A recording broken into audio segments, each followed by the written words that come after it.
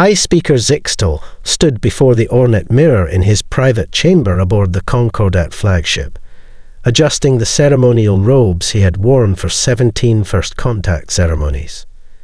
Each time, the script remained the same. Arrive, all the primitives, establish dominance through selective technological gifts, and incorporate another species into the Concordat's expanding influence. The process had become routine, almost boring. High Speaker, we're entering Earth's solar system, Isaid Rentil announced through the ship's communication system. Their detection systems have already noticed us. Zixtal's four-fingered hand paused mid-adjustment.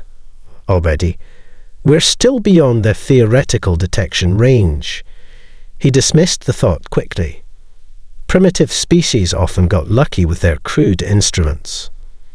The massive Concordat vessel decelerated as it approached Earth's orbit, its sleek crystalline hull designed to inspire awe in developing civilizations.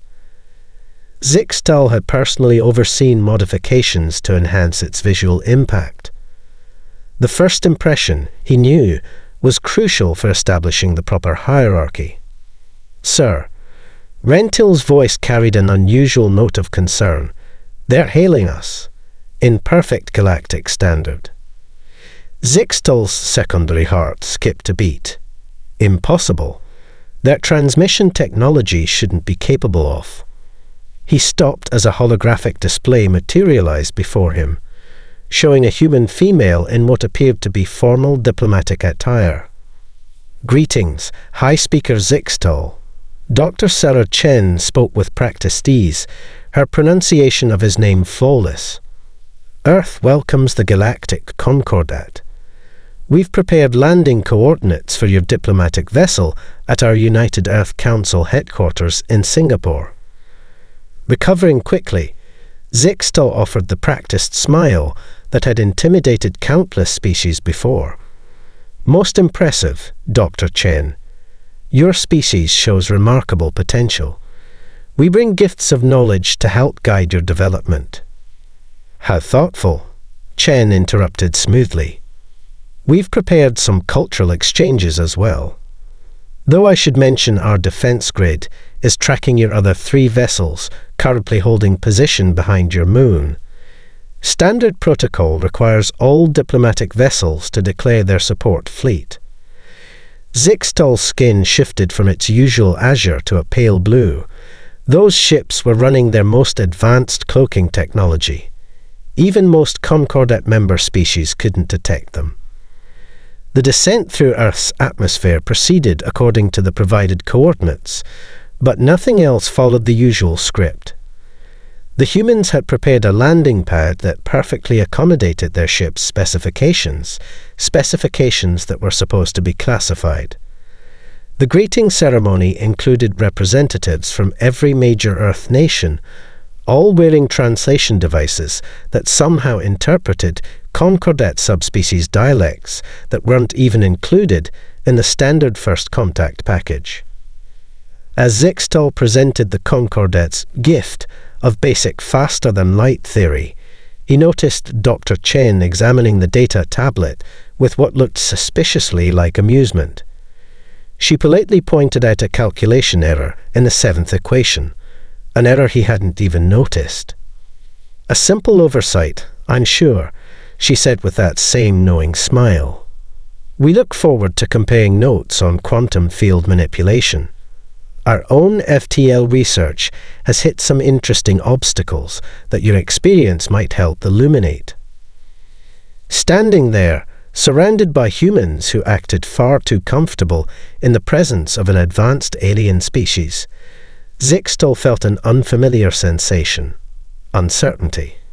For the first time in his diplomatic career, he began to suspect that this first contact wasn't proceeding according to plan, and that perhaps the humans already knew far more than they were letting on. Concordat archaeologist Venra adjusted her environmental suit's settings as the desert wind whipped around her. The Sahara's heat was nothing compared to her homeworld's triple suns, but the constant sand was raking havoc with her equipment. Behind her, Professor James Martinez waited patiently, showing none of the nervous excitement typical of primitives in the presence of advanced alien technology.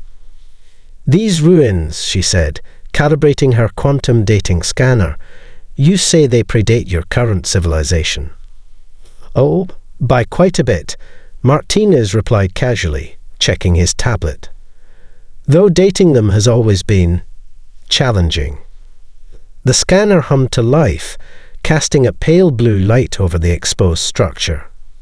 Ancient stone gave way to something else beneath the surface, a material her sensors couldn't quite identify.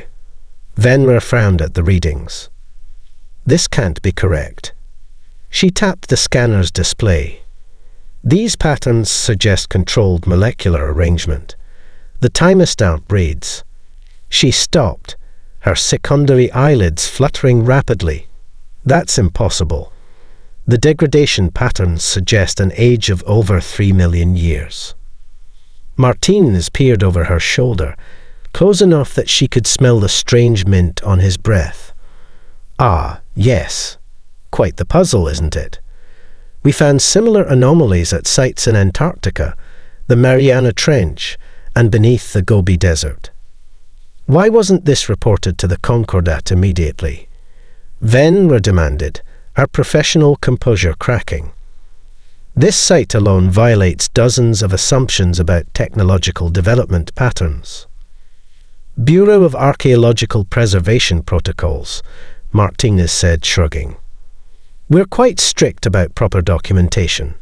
Speaking of which," he gestured toward a narrow opening that had been carefully excavated into the structure.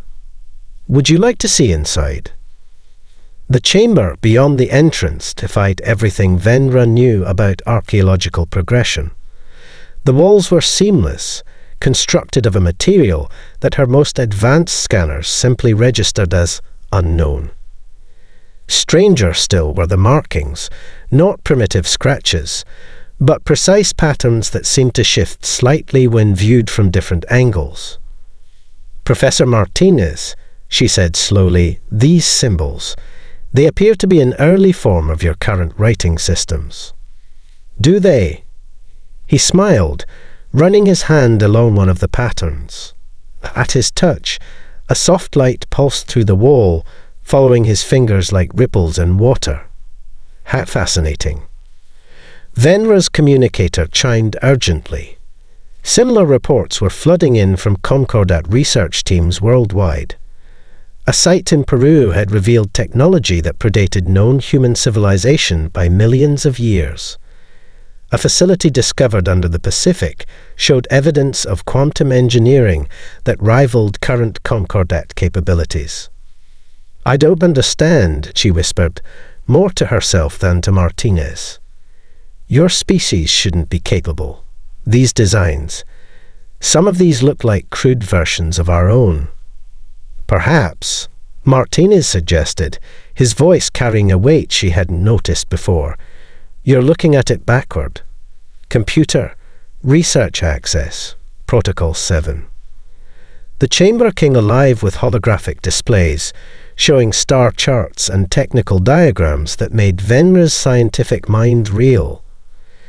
As data streamed past in ancient human languages, she noticed something that made her blood run cold.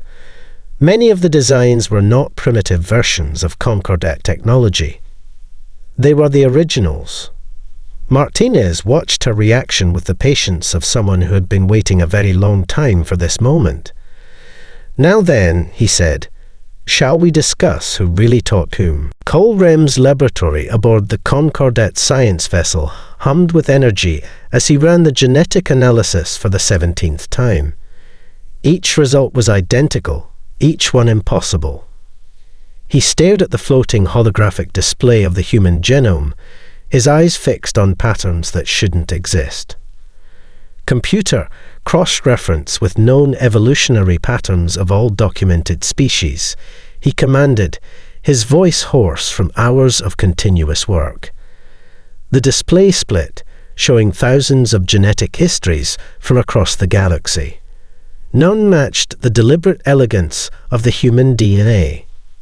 The door chimed. "Enter," he called out, not looking away from his work. Dr. Sarah Chen walked in, her presence somehow filling the advanced laboratory despite her smaller stature. "You requested my presence, Chief Geneticist Colrem. Something about anomalies in our genetic structure." "Anomalies?" he laughed, a sharp, almost hysterical sound. "Your entire species is an anomaly. Look at this sequence here." He gestured at a floating strand of DNA. "This isn't evolution. This is engineering. Precise, purposeful, perfect engineering. Your genes have been modified at a level we've barely theorized possible." Chen approached the display, studying it with what appeared to be polite interest. "How fascinating. And what makes you say it's engineered?" "These markers here," Colrem highlighted a sequence. "They're designed to enhance neuroplasticity, enabling rapid adaptation to new information. And this section, it's a longevity sequence we've never seen before. Your cells don't just repair themselves. They improve with each generation. It's as if..." He paused, his scientific mind struggling with the implications. "As if what?" Chen prompted softly. "As if your entire species was designed to evolve rapidly, to rebuild itself from a more primitive state." The words felt dangerous even as he spoke them. But that's impossible. The level of genetic science needed for this kind of engineering, it's centuries beyond even our capabilities. Chen sat down in one of the laboratory's floating chairs, her movements deliberately casual. "Tell me, Chief Geneticist, have you shared these findings with the Concordat Council?" I tried. Colrem's shoulders slumped. "They dismissed my research as flawed. Suggested I was seeing patterns where none existed. But I know what I'm seeing. Your DNA. It's like a message written in genetic code, waiting to be read." "And what does this message say?" "That humanity isn't what it appears to be. These sequences, they're not just engineered. They're awakening, changing, as if responding to some predetermined signal." He turned to face her directly. "Dr. Chen, what are you?" Chen smiled, and for a moment, Colrem saw something ancient in her eyes. "Perhaps the better question is, what were we?" "Computer, display genetic timeline analysis, authorization Chen Alpha 7. The laboratory's holographic display exploded with new data, showing human genetic sequences dating back hundreds of thousands of years. Colrem watched in stunned silence as the display revealed a species deliberately engineering itself backward, carefully hiding its true nature in plain sight. "You see," Chen said quietly, "sometimes the best way to hide isn't to advance beyond recognition. Sometimes the best way to hide is to forget, temporarily, that you were ever advanced at all." Colrem stared at the data, at the truth that would shatter the Concordats' understanding of their place in the galaxy. "We're not here to uplift you, are we?" "No," Chen agreed, standing to leave. "You're here because we finally decided it was time to wake up." The Bolivian mountainside erupted in a shower of rock and ancient dust as George Rodriguez's mining team breached what they thought was a natural cavern. The beam from his safety helmet illuminated something that made him freeze mid-step. A perfectly smooth metal wall stretching into darkness. Within hours, the site was swarming with both human and Concordat scientists. Security perimeters were established, but strangely, it was the human military that seemed to be calling the shots. The Concordats' attempts to take control of the situation met with polite but firm refusal. "The energy readings are off the scale," muttered senior technologist Yix as she waved her scanning device across the metallic surface. "This material, it's similar to our quantum-stabilized alloys, but the molecular structure is far more complex." Dr. Chen stepped forward, brushing her fingers against the wall. A ripple of light followed her touch, spreading outward like waves on a pond. The entire chamber hummed to life, responding to her presence. "Interesting," she said, though her tone suggested this was exactly what she'd expected. "It seems to be bio-locked to human genetic signatures." Yix rushed to analyze the activation sequence, but her instruments sparked and shut down. Impossible. These systems are more advanced than. She stopped as script began flowing across the metal surface, ancient human languages transforming into modern text before their eyes. "Warning!" A voice echoed through the chamber, speaking in perfect Concordat standard. "Non-human entities detected. Security protocols engaging. Please clear all non-authorized personnel." The Concordat scientists found themselves gently but firmly pushed toward the exit by an invisible force field. Only the humans remained, watching with careful neutrality as their advanced alien visitors were evacuated from their own discovery. Similar reports began flooding in from around the world. A facility under the Pacific Ocean awakened, its systems interfacing with nearby research stations. A complex in the Siberian permafrost began generating power readings that made the Concordat's best reactors look like primitive batteries. In orbit, the Concordat flagship's sensors detected new energy signatures emerging from Earth's crust. Hidden facilities, dormant for eons, were coming online one by one, each responding exclusively to human biological signatures. "You don't seem surprised." Yix accused Chen as they watched another chamber illuminate itself at a human's touch. "You knew these were here." "Not exactly," Chen replied, studying a holographic display that had materialized from the wall. "We knew something was here. The details." She smiled. "Well, even we are rediscovering some things."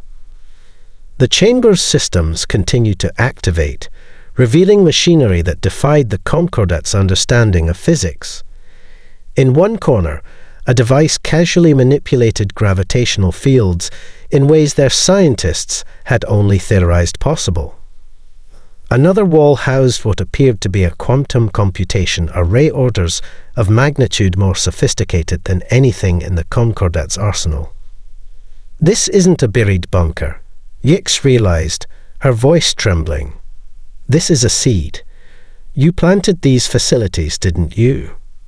All over your world, waiting to be rediscovered." Chen nodded, her attention focused on a series of activating displays. "And not just on Earth," she said quietly. "Tell me, senior technologist, have you ever wondered why so many of your species' greatest technological discoveries came from studying ancient artifacts found throughout the galaxy?" Yix felt a chill as the implications hit her. They hadn't been finding random remnants of long-dead civilizations. They had been following a trail of breadcrumbs, laid out eons ago by the very species they'd thought they were coming to uplift. The United Earth Council chamber fell silent as the ancient hologram flickered to life. Representatives from both humanity and the Concordat watched as a figure materialized, a woman wearing clothing that somehow bridged the gap between prehistoric and impossibly advanced. To those witnessing this message, she began, her words automatically translating for all present. "I am Director Helena Shaw of the Human Emergency Preservation Initiative. The date is approximately 300,000 years before what you know as the present. If you are seeing this, then humanity has finally begun to wake up." High Speaker Zixtal shifted uncomfortably as the message continued. The hologram's quality surpassed even current Concordat technology, with a clarity that made it seem as if Director Shaw was standing among them. "We detected them 3 days ago," she continued, her face grave.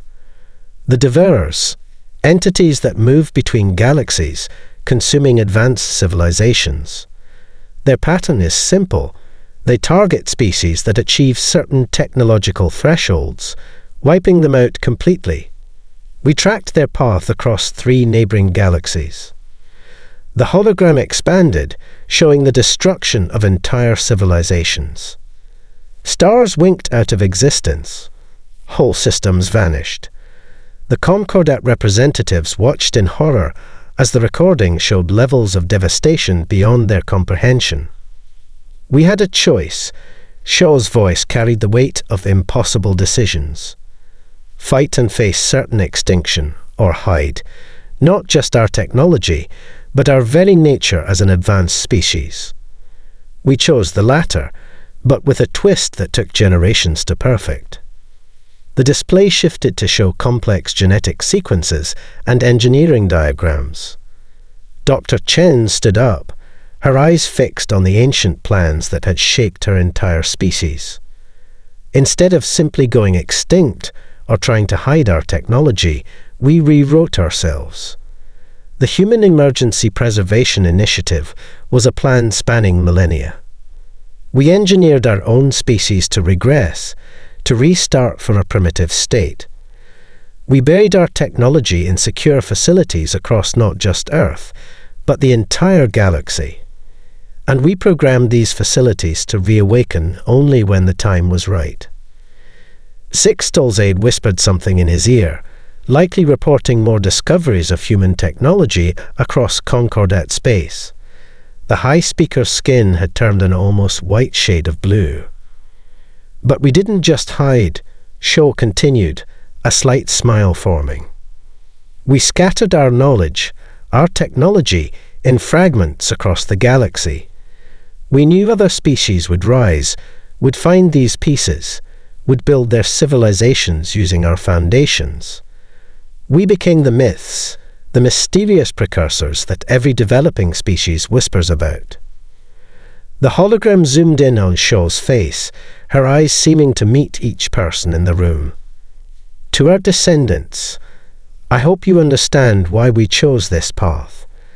We gave you the chance to develop naturally, to rebuild our civilization in your own way. The knowledge in these facilities is your inheritance, but you earned your way back to it. She turned, seemingly addressing the Concordat representatives directly. To the species who found our breadcrumbs, your achievements are your own. You built wonders with the fragments you discovered. Now, as the Devourers approach once again, we offer you a choice. Stand with humanity, your unwitting mentors, or face what comes alone. The hologram faded, leaving the chamber in stunned silence. Dr. Chen stood, her posture carrying a new weight, the bearing of someone who finally understood their true heritage. Well, she said to the assembled Concordat leadership, now you know what we are. The question is, what will you become? The ancient warning systems, buried for thousands of centuries, continued to activate across Earth and beyond, preparing for a war that had been postponed but never forgotten. New York City transformed before Zixtal's eyes. From his vantage point in the diplomatic tower, he watched as ancient machinery emerged from beneath the streets, integrating seamlessly with existing infrastructure. Buildings shifted and grew, incorporating technologies that had lain dormant for millennia. His personal quantum communicator, once the pride of Concordat technology, felt like a child's toy in his hands. Below, human civilians interfaced naturally with systems that his best scientists couldn't even comprehend. Remarkable, isn't it?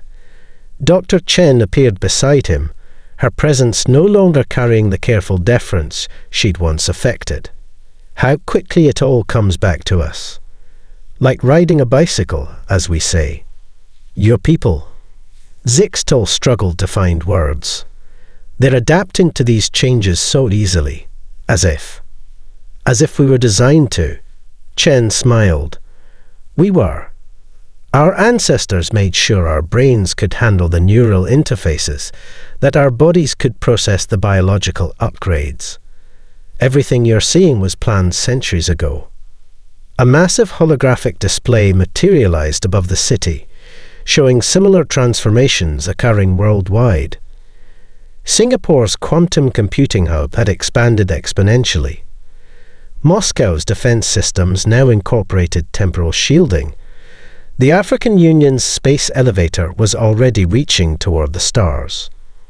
Your ships, Zixtal noted, watching human vessels emerging from underground hangars. They're not even using conventional drive systems. Dimensional folding, Chen explained, as casual as if discussing the weather. Why push through space when you can simply reduce the distance between points? Your scientists found fragments of the theory in those mysterious ruins on Proxima b, didn't they? A notification chimed, and Chen's eyes unfocused briefly as she accessed data through her neural interface. Ah, the quantum cores are online. Would you like to see something interesting, High Speaker? Without waiting for a response, she gestured. The air between them shimmered, and suddenly they were standing in a vast chamber deep beneath the city. Machines that boggled the mind hummed with power that made Zixtal's scales tingle.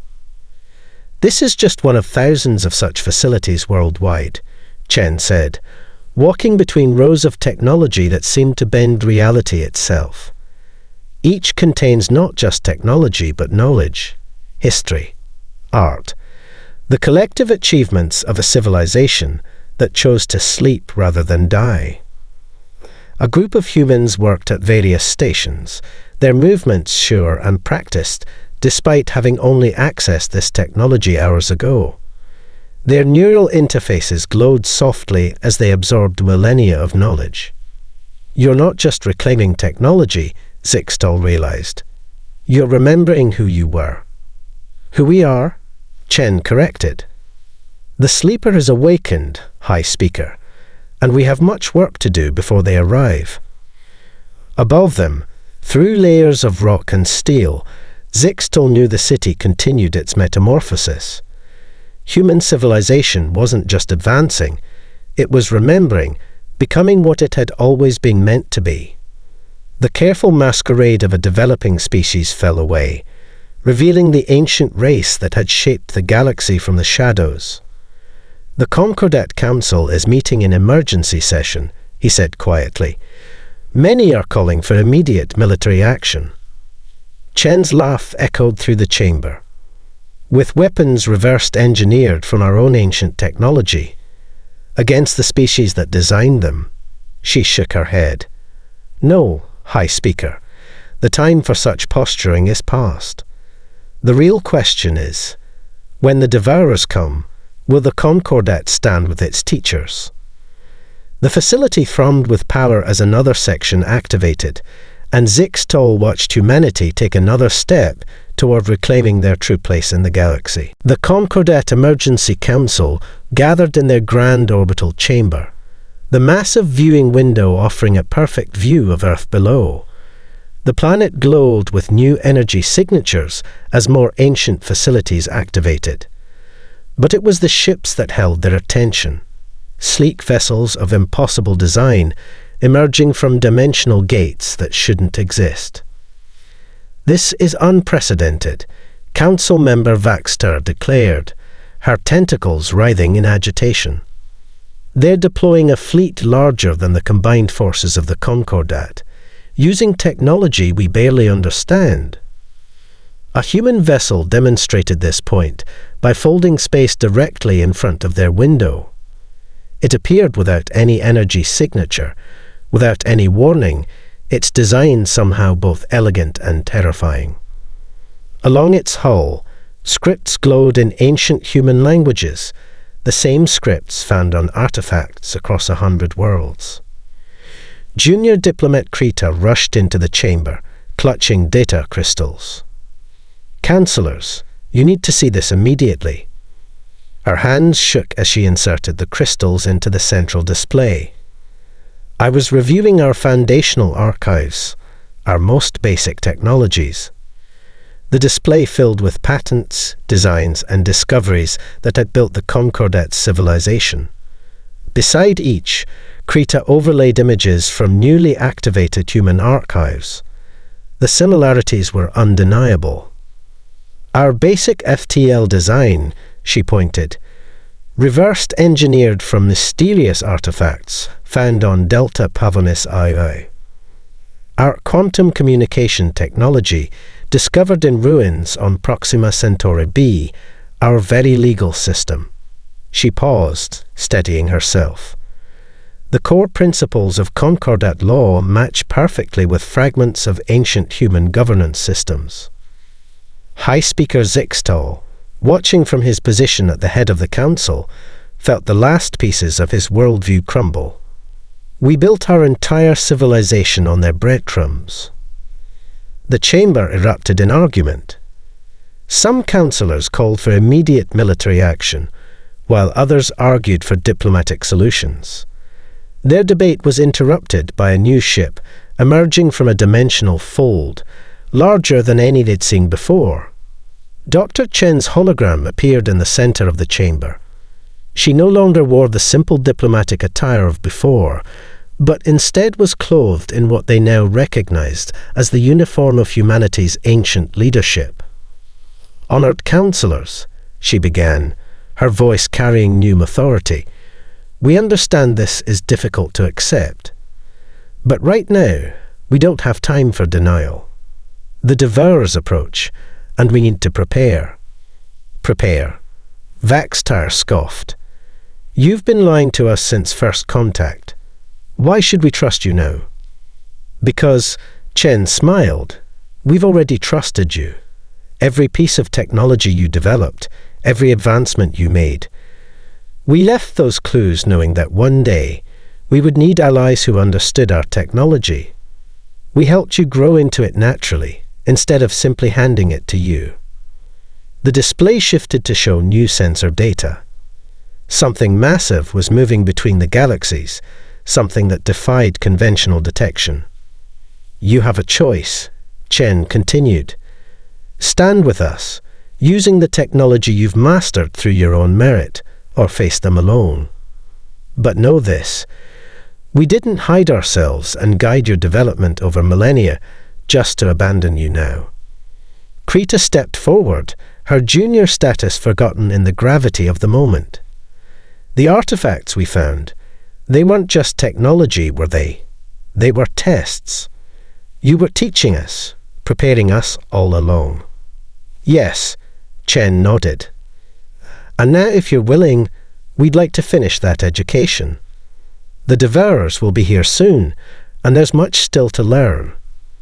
The council chamber fell silent as Earth continued its transformation below, humanity's true nature finally revealed, not as students to be uplifted, but as teachers who had been patiently waiting to complete their lesson. Deep in the reactivated lunar complex, humans and Concordat representatives stood together before a three-dimensional map of the galaxy. Red warning signals pulsed along its outer rim, tracking something massive moving through the void between stars. "The Devourers don't travel through normal space," Dr. Chen explained, manipulating the hologram with practiced ease. "They exist in a state between dimensions, making them nearly impossible to detect with conventional sensors." "Nearly," she smiled. "But we've had 300,000 years to prepare for their return." High Speaker Zixtal watched as ancient defense networks activated across the galaxy, on worlds he'd thought uninhabited, in systems believed to be natural formations. Humanity's preparations had been more extensive than anyone could have imagined. "That's a Concordat colony," he said, pointing to a small system where dormant technology was coming online. "We established it only 50 years ago." "Yes," Chen nodded. "And before you arrived, we made sure certain structures were already in place. Insurance, you might say. Every world you colonized, every outpost you established. We were there first, leaving behind what you would need when this day came." The map shifted, showing the true extent of humanity's hidden network. Quantum resonance towers emerged from gas giants. Defense platforms activated within asteroid fields. Each installation bore the same ancient scripts they discovered scattered across the galaxy. Our ancestors didn't just hide, Chen continued. They created the most elaborate defensive network ever conceived. Every piece of technology you've discovered and mastered was placed precisely where you would need it. A junior Concordat scientist burst into the room. The analyses you requested, Dr. Chen. The Devourers, they're not just moving through space, they're corrupting it, converting normal matter into something else entirely. Yes, Chen's expression darkened. That's why we couldn't fight them before. We weren't ready. But now, she activated another display, showing the combined forces of humanity and the Concordat. Now we have a fighting chance, if we stand together. The room shook slightly as another ancient facility powered up. Through the observatory windows, they could see Earth's moon shifting, panels of its surface sliding away to reveal vast arrays of technology that had waited millennia for this moment. You have to understand, Chen addressed the assembled Concordat representatives. Everything, from our first contact charade to the breadcrumb trail of technology we left across the galaxy, it was all for this moment. We needed allies who understood our technology, who had grown into it naturally, who could stand with us as equals. Zixtal stepped forward, his previous pride replaced by understanding. You didn't hide from the Devourers out of fear, he realized. You hid so you could build an alliance strong enough to fight them. Precisely. Chen's interface glowed as she accessed more systems. Your species took our fragments of knowledge and developed them in ways we never imagined. You improved upon our designs, found applications we hadn't considered. That's exactly what we hoped would happen. The warning signals intensified. The Devourers were accelerating, their vast forms distorting space itself as they approached. So, Chen turned to face Zixtal, extending her hand in the human gesture of partnership. Shall we show them what students and teachers can accomplish together? Above them, the combined fleets of humanity and the Concordat assembled, their technologies finally united as their creators had intended. As ancient weapons powered up across the galaxy, humanity's long wait came to an end. The sleeper had awakened, and they were not alone. The true war for the galaxy was about to begin.